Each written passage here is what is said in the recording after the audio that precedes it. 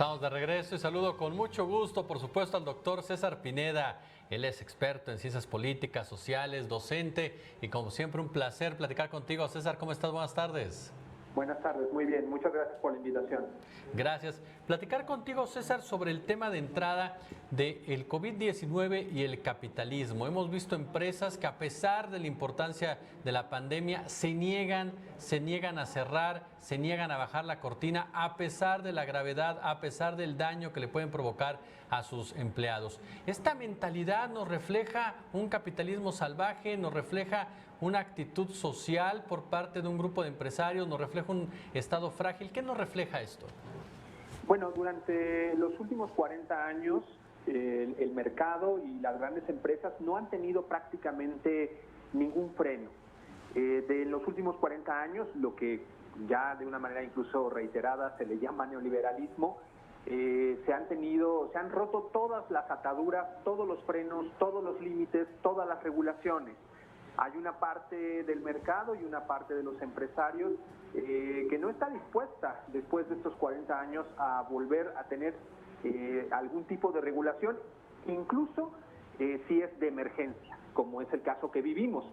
Y de alguna manera tienen el suficiente poder para poder zafarse de las reglas del Estado, de la vigilancia social.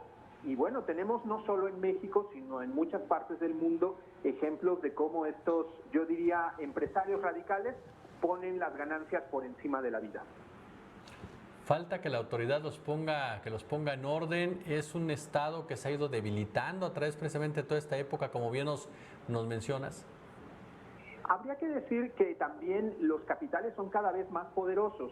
En ocasiones tenemos en buena parte del mundo gobiernos que realmente quieren regular, vigilar, que es su papel, los límites del mercado para que no haya violaciones a los derechos laborales, para que se cumplan las leyes ambientales, pero en buena parte del mundo tenemos estados de por sí débiles que junto al crecimiento que han tenido las grandes corporaciones nacionales o transnacionales se ven imposibilitadas de imponer el marco jurídico.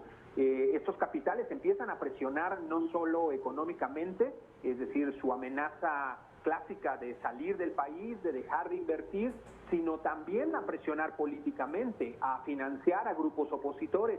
Es decir, el crecimiento ilimitado de ciertas empresas no solo es un problema de gigantismo económico y que se coma a otros capitales, a otros mercados, a otras empresas con tendencias monopólicas u oligopólicas, sino también es un problema de poder.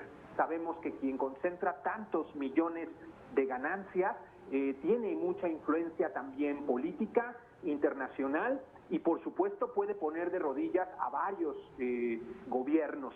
Y es el caso no solo en México, insisto, sino en muchas partes del mundo donde las grandes empresas empiezan a imponer sus propias reglas.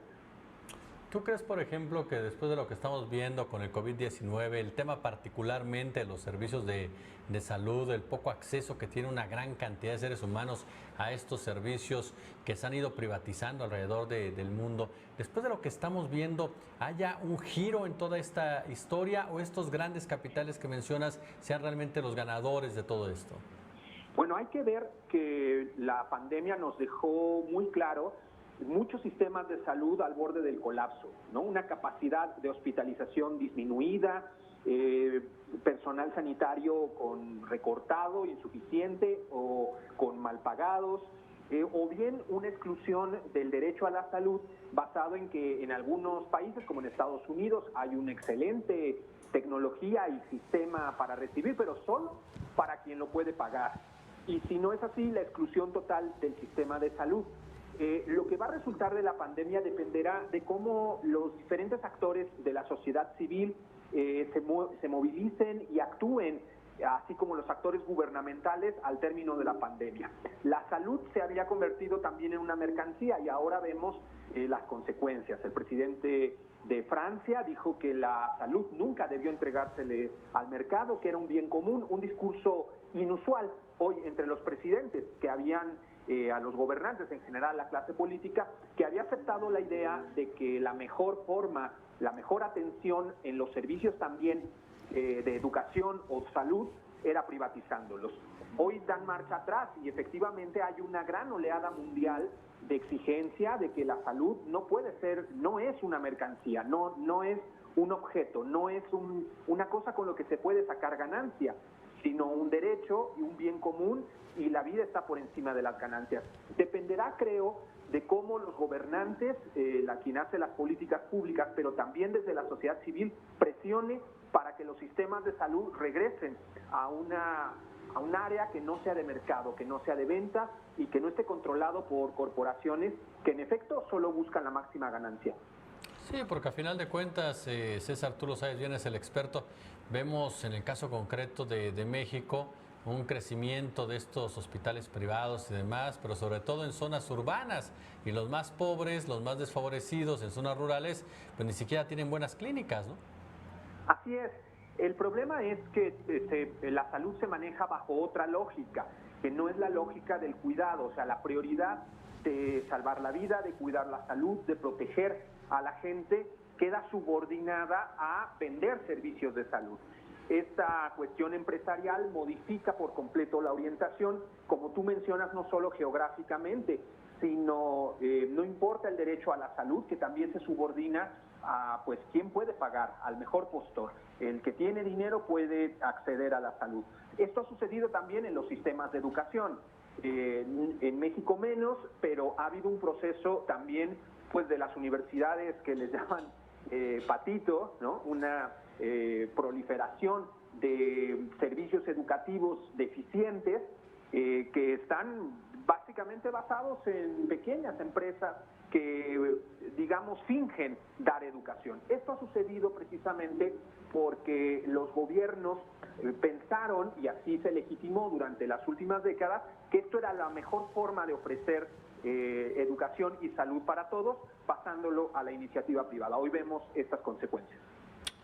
Doctor César Pineda, experto en ciencias políticas, sociales, docente. César, como siempre, un placer platicar contigo y escucharte aquí en La Octava. Muchas gracias, y ojalá y podamos platicar mucho más de estos terribles problemas que hoy vive la humanidad completo, pero que hoy creo la pandemia también nos deja muchas lecciones de que el dinero no puede estar por encima de los derechos de la ciudadanía y del derecho a la salud. Perfectamente, César, un fuerte abrazo y estamos en contacto, oye. Muchas gracias. Gracias al doctor César Pineda precisamente por esta información. Hacemos una pausa y regresamos.